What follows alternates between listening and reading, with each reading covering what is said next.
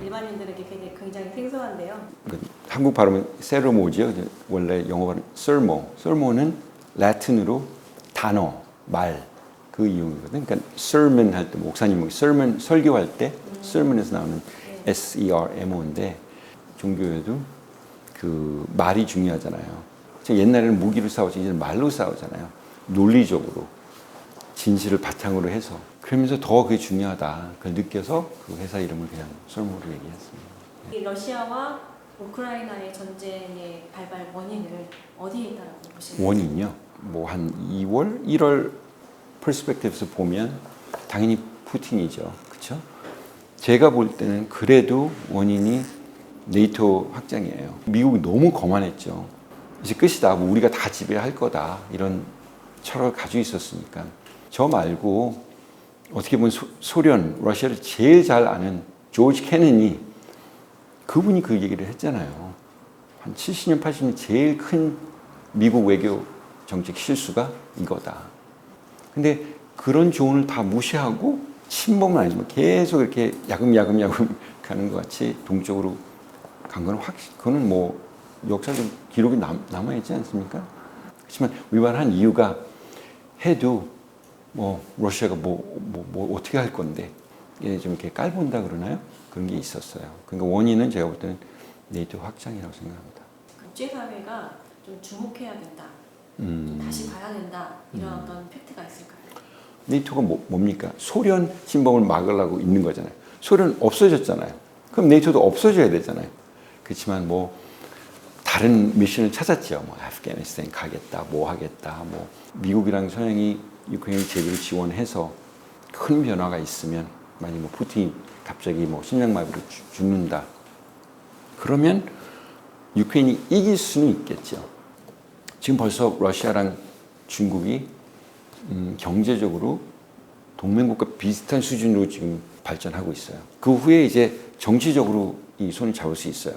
그 후에 이제 인도, 브라질 이런 국가도 자세히 그 신문 보시면 이 국가들은 러시아 비난 안 해요. 미국도 비난 안 하고 유크레인도 비난 안 하고. 제가 볼 때는 1945년 후에 그 미국이 만든 그 브레튼 우드스 경제 제도가 천천히 무너지고 있는 겁니다. 그건 확실해요. 모든 게 국제 그 무역 거래할 때 달러를 쓰잖아요. 그 제일 믿음적인 달러니까. 근데 이번엔 처음으로 중국 용안으로 받아들였어요. 사우디가. 벌써 시작한 것 같아요. 지금 러시아하고 우크라이나 전쟁이 장기화될 것이라는 전망이 우세한데요. 장기화하게 되면은 어느 쪽이 좀 더 우세하다고 보시나요? 유크레인이 이길 수가 없어요. 제가 볼 때는. 저는 전쟁터를 봐요. 전 지도를 봐요. 지금 5분의 1, 20%가 러시아가 유크레인 컨트롤하고 있어요. 오데사를 만약에 컨트롤한다 그러면 전쟁 끝이에요. 제가 볼 때. 살아남을 수가 없어요. 그러면 타협을 해야 돼요. 미국도 판단을 해야 되죠. 만약에 그런 정말 위험한 그 공격 그런 무기를 준다 하면 지원한다 그러면 러시아 푸틴 입장에서는 전쟁이죠. 이제 미국이랑 붙는 거죠. 그러면 문제는 그게 3차 대전 그게 핵 전쟁이 될 가능성이 높으니까 바이든도 참는 거죠. 젤렌스키가 어떻게 보면 뭐 뻥을 친다 그러나 좀 이게 과하게 얘기하는 거죠. 우리 이길 거다. 끝까지 이길 거다. 끝까지 싸울 거다. 사실이랑 너무 떨어진 저 발언입니다. 너무 많아서 뭐 어떻게 시작할지 모르지만 지금까지도 똑같은 티셔츠 입고 다니지 않아요? 스티브 잡스가 지금 똑같은 옷, 수염도 안 깎고 일부러. 그게 다 제가 볼 때는 그 소셜 미디어를 제대로 이용할 줄 아는 선동 천재예요. 제가 볼 때는. 젤렌스키 그 인터뷰, 연설, 팩트 하나도 안 들어있어요. 다 감정. 우리는 피해자다. 우리 도와준다. 우리가 없어지면 뭐 서양 역사가 없어진다. 그 사람이 얘기하는 팩트는 많이 없어요. 현실을 있는 대로 보는 게 팩트예요. 만약에 유크레인이 이긴다. 푸틴이 뭐 크리미아, 뭐 돈바스 이런 쪽으로 포기하고 뭐 네이토가 들어와서 미국군이 들어와서 강까지만 가도 이제 러시아 입장에서는 네이토가 바로 코앞에 있는 거죠. 그러면 전쟁 터질 가능성이 확률이 확 올라가죠. 엄청 위험하죠. 네이토와 미국이 참전을 하실 거라고 보시나요? 미국은 안 할 것 같아요. 지금 아프가니스탄도 이런데 미국 국민들이 러시아 핵무기 가지고 있는 국가를 싸우려고 우리 18살, 19살 아들 안 보낼 것 같아요. 러시아가 6,200 넘게 핵무기 가지고 있어요. 미국은 5,500 좀 넘게. 그럼 미국밖에 없잖아요. 근데 그걸 원하는 것 같아요. 유크레인이랑 젤렌스키는. 네. 미국이랑 러시아가 충돌하는 걸 원하죠. 그래서 자기 살아남죠. 근데 그거는 너무 위험한 짓이죠. 이 상황에서는 우크라이나가 타협을 봐야 된다라고 생각을 하시는 건가요? 유크레인 때문에 세계 그 핵 전쟁이 생기면 안 되죠. 본인이 핵무기 가지고 있어서 싸우겠다. 오케이, 그러면 말이 되지만 우크라이나가 진다면 중국이 어떤 교훈을 얻겠어요? 더 거만해진다? 그럴 수도 있어요. 네. 모든 게 이렇게 하나 중국, 원 차이나 팔리시만 언급하잖아요. 그렇죠? 대만 관계 그 법이 있어요. 그거는 미국 법입니다. 그 법안을 자세히 읽어보면 중국이 군사적인 그 방법으로 타이완을 접근 못하게 돼 있어요. 미국이 대만을 포기한다? 그거는 중국이 심리전을 하던 아니면 중국이 너무 오만해서 그렇게 얘기하는 것 같아요. 만약에 대만을 보호 못한다 그러면 한미 관계, 뭐 미일 관계 어떻게 됩니까? 그 신뢰가 없어지죠. 대만도 보호 못하는 우리를 보호한다고? 핵전쟁에 대한 위험이 더 높아지는 거 아니냐 이런 우려도 있거든요. 이런 부분에 대해서는 어떻게 생각하세요? 미국 입장에서는 당연히 핵 확장 원할 수가 없어요. 그러나 지금 이 유크레인 전쟁이 왜 저는 걱정이 되는 게 전쟁, 그거보다 미국이 유크레인 전쟁에 대해서 반응했던 행동, 정책 보면 지금은 그게 안 보여요. 그렇지만 이상하게 제가 참 눈이 작지만 좀 보는 게 있나 봐요. 제가 보이는 게 어떻게 보면 그 핵우산 없으면 대한민국이 국방을 하기 어렵잖아요. 확장되는 억지로 그러니까 extended deterrence라고 그러잖아요. 그 단어 많이 쓰잖아요. 한국에서. 저는 이 유크레인 이것 때문에 그 extend 그게 없어지고 deterrence도 지금 제가 볼 때는 썩고 있어요. 그러니까 옛날에 디골 대통령이 그랬잖아요. 미국이 워싱턴 희생하면서 파리를 보호할 거냐? 안 할 거다. 그러니까 난 네이토 나가겠다 했잖아요. 그게 지금 우리 한반도에 그걸 어플라이하면 미국이 워싱턴을 희생하면서 서울을 보호할 거냐? 말은 그렇게 하죠. 그렇지만 그 전에는 그게 맥혔어요. 특히 북한이 핵무기 없었을 때. 근데 지금 이 유크레인 하는 거 보면 그렇게 automatic하고 빨리 우리를 보호할 수가 없을 것 같아. 만약에 북한이 6.25 스타일 핵무기를 하면서 쳐들어왔다? 미국이 도착하기 전에 벌써 끝나요. 그래서 제가 그 제일 두려워해요. 엄청 두려워해요. 그리고 선생님 말씀하신 같이 다른 국가들 핵무기를 원한다. 원하는 거랑 가질 수 있는 거랑 하늘 땅 차이예요. 한국 사람들도 그렇고 일본 사람들도 그렇고 사우디도 그렇고 터키도 그렇고 말로는 특히 일본 내에서 사람들 그러잖아요. 그렇죠? 3개월이면 핵무기 만들 수 있다. 그는 과학을 모르는 거예요. 핵무기가 어떻게 만드는지 몰라서 얘기하는 거예요. 만들 수는 있겠죠. 그게 그렇게 우리가 전등 끄는 것 같이 그렇게 쉬운 그게 아닙니다. 그리고 그 만든 다음에 어떻게 보호할 거예요? 그러니까 보호시설, 이런 인프라스트럭처, 그리고 실험실, 안보, 그렇잖아요. 마음만 먹으면 그걸 6개월 사이에 그걸 지을 수 있다. 그거는 정말 착각이에요. 그건 오만한 착각이고요. 이론적으로 만들 수 있죠. 그런 기술이 있으니까. 핵무기 만드는 게 비밀이 아니니까. 그렇지만 실험해본 경험도 없고 실험할 데도 없잖아요. 미국이 솔직히 한국이랑 일본은 북한이랑 틀려서 마음대로 정부가 이 도시에서 하게 그런 게 안 되잖아요. 그렇죠? 이 핵무기가 제대로 사실 이게 제대로 터질 거냐? 그걸 실험해봐야 될 거 아니에요. 그렇죠? 어디서 해요? 그러니까 이런 모든 문제를 너무 가볍게 생각하는 것 같아요. 그래서 제가 옛날에 다른 그 칼럼을 썼을 때 지금 시작하자. 지금 생각하기 시작하자. 작전도 세워야 되지. 돈이 어디서 나올 거냐? 세금을 얼만큼 걷어야 되나? 어떤 인재를 키워야 되나? 지금부터 시작해도 몇 년, 몇십 년 걸릴 수도 있어요. 근데 우리가 핵무기 가질 수 있는 과학자들 있다, 테크놀로지 있다, 돈이 있다. 저는 절대 그렇게 생각합니다. 그거는 미안하지만 우리나라가 좀 얘는 너무 못 살다가 너무 요새 잘 사니까 그렇게 생각할 수는 있어요. 그렇지만 제가 계속 저는 있는 대로 봅니다. 제가 원하는 대로 아니에요. 당연히 원하죠. 모든 국가가.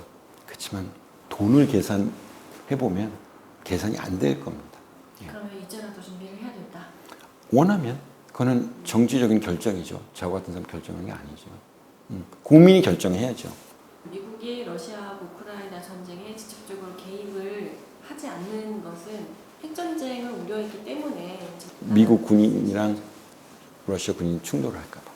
충돌하면 그게 그 핵전쟁 쪽으로 발전할 가능성이 높으니까 리스크를 테이크 안 한다 그 말이죠. 그리고 제가 볼 때는 바이든이 아프가니스탄 버리고 나왔잖아요. 그래서 이런 조선일보, 중앙일보 이런 커버리지보다 미국에서는 훨씬 더 비난이 강했어요. 저도 비난했고요. 그게 큰 충격일 거예요. 바이든 입장에서는. 아프가니스탄 같이 또 실수를 하면 그럼 뭐 미국에서는 탄핵감이죠. 예, 그걸 두려워해서 되게 조심스럽게 행동하고 있죠. 처음에는 안 그랬잖아요. 그렇죠? 처음에는 뭐 푸틴 has to go 뭐 정권 교체하는 것 같이 얘기하고 그러다 말 아니다 그 말이 아니라 뭐 이렇게 얘기하고 뭐 요새 그런 레토릭 없어졌잖아요. 그러니까 보조관 같은 사람들이 대통령이 이제 좀 말 좀 아끼시죠. 그렇게 해서 그렇게 됩니다. 본인은 그렇게 하셨지만 그러니까 말이 조심해야 돼요. 지도자들이. 그러니까 젤렌스키가 지금 위험하다 그러는 거예요. 우리나라가 이 전쟁을 통해서 배워야 한다 아, 하는 점이 교훈이요? 있다면 무엇일까요? 제가 볼 때는 첫째, 만약에 북한이 한국을 침범하면 바로 대응을 하죠. 근데 이 유크레인 사태가 보여주는 게 핵무기 가지고 있는 국가가 침범할 때는 우리가 바로 automatically direct respond 하는 것에 대해서 되게 불편해 하는 게 큰 교훈이라고 생각해요. 그러니까 저는 말로는 같이 갑시다 얘기하고 뭐 와인 마시고 하지만 제가 볼 때는 속도도 그렇고 바로 반응 안 할 것 같아요. 왜냐? 한국에서 요새 그런 말 많이 하죠. 특히 저 뭐 홍준표 의원 같은 사람 뭐 이번에 디베이트 나오는데 뭐 뉴클리어 쉐어링 그 말 많이 하죠. 뭐 유럽에는 뭐 워헤드가 몇 개 있는데 우리도 그렇게 가야 된다. 그렇죠? 터키 뭐 이런 국가에는 뭐 미국 핵무기를 가지고 있으면서 필요할 때 쓰겠다. 그거는 미국 핵 전략을 잘 오해하는 것 같아요. 그 예를 들어서 터키 그 베이스, 인스트럭 베이스에 당연히 그 보호하고는 있어요. 그 독일에도 있고 뭐 다른 국가도 있고 또 비밀 사이트도 있어요. 그렇지만 뉴클리어 쉐어링 한다고 전쟁이 시작하자마자 미국이 너 당했으니까 한국 뭐 핵무기 맞았으니까 우리가 바로 핵무기 쓰면서 보복하겠다. 그건 저 볼 때는 아닌 것 같아요. 그 링크가 없어졌어요 지금 유크레인 때문에. 그래서 두 번째는 이제 우리가 스스로 더 강해져야 돼요. 뭐 핵무기 쪽으로 가든 아니면 다른 쪽으로 가든. 근데 그거는 지도자랑 국민들이 결정을 할 수 있지 분석한 사람 결정을 못 하잖아요. 그래서 제가 그 extended deterrence가 이제 무너지기 시작한다. 그 말씀드리는 겁니다. 그렇다고 지금 한미 동맹 관계가 없어진다. 바로 내일 뭐 그건 아니지만 언제나 준비하고 있어야 돼요. 그러니까 옛날에 그 로만 장군이 그랬잖아요. 평화를 원하면 전쟁을 준비하라고 그랬잖아요. 근데 뭐 이런 진보 쪽 이런 사람들 그건 거꾸로 생각하죠.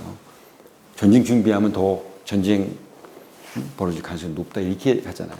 맨날 그렇게 저도 맨날 그런 비난 받았어요. 뭐 전쟁 원하는 거야? 이러잖아요. 나 전쟁 원하지 않는다고. 누가 전쟁을 원해요? 근데 그런 논리잖아요. 전쟁 준비한다고 전쟁을 해요? 그래요? 그럼 1960년, 70년에 핵전쟁 벌써 터졌어야 되네. 그때는 소련이랑 미국 다 합하면 핵무기가 한 36,000원 핵무기 가지고 있었는데 전쟁 안 터졌잖아요. 그거에 대해서 어떻게 설명해요? 설명 못 하잖아요. 그러니까 그런 분들은, 그런 분석가 그런 사람들은 제가 볼 때는 제가 맨날 학생한테 농담하죠. 책을 좀 펴봐라. 그래, 농담해요. 책을 좀 읽어봐라. 역사에서 그런 이기샘플이 없는데 왜 자꾸 그렇게 얘기하냐고. 오히려 전쟁 준비한 국가들이 전쟁 안 하잖아요. 이렇게 얘기하면 뭐 내가 뭐 전쟁 좋아한다고 뭐 응원한다고 그렇게 얘기할 수는 있지만 저는 끝까지 디베이트하고 싸워요. 그건 본인이 틀렸지 내가 틀린 거 아닙니다. 역설적으로 전쟁을 준비하면 전쟁을 막을 수 있는 방법도 나오겠네요. 전쟁 막으려고 평화를 원하면 전쟁 준비하는 게 막는 거지. 싸우려고 전쟁 준비하는 건 아닙니다. 싸울 수 있다. 걱정하는 거죠. 그리고 만약에 정말 전쟁한다 그러면 준비돼 있으니까. 내 나라 지킬 수 있으니까. 그거를 못한다? 그러면 약점을 보여주는 거죠. 국제 관계는요, 이 국내 정치랑 틀려요. 특히 민주주의에서. 민주주의에서는 지금 뭐 이 두 당이랑 뭐 싸워도 뭐 그래도 뭐 악수하고 뭐 다음에 또 다른 법 가지고 토론할 수도 있고 그렇지만 국제사회에서는 봐주는 거 없습니다. 잔인합니다. 그리고 약한 거를 귀신같이 파악해요. 그러니까 이 약한 거를 냄새 맡은 거는 저도 몸에 배어 있어요. 그러니까 우리나라는 더 강해져야 돼요. 그리고 약하게 보이면 안 돼요. 계속 존재해야 되는 건가? 그 회의감을 제기한 사람도 있었단 말이죠. 앞으로 이 나토의 입장은 어떻게 가는 게 좋을까요? 근데 저는 나토가 문제가 저는 이렇게 구별합니다. 이렇게 옛날 네이토 국가들이랑 뉴 네이토 국가랑 인식이 틀려요. 옛날 국가들은 저같이 이게 좀 그렇다, 좀 조심해야 된다. 이렇지만 이 뉴 네이토 네이션도 있잖아요. 그들은 네이토를 너무 좋아해요. 적극적으로 사랑하죠.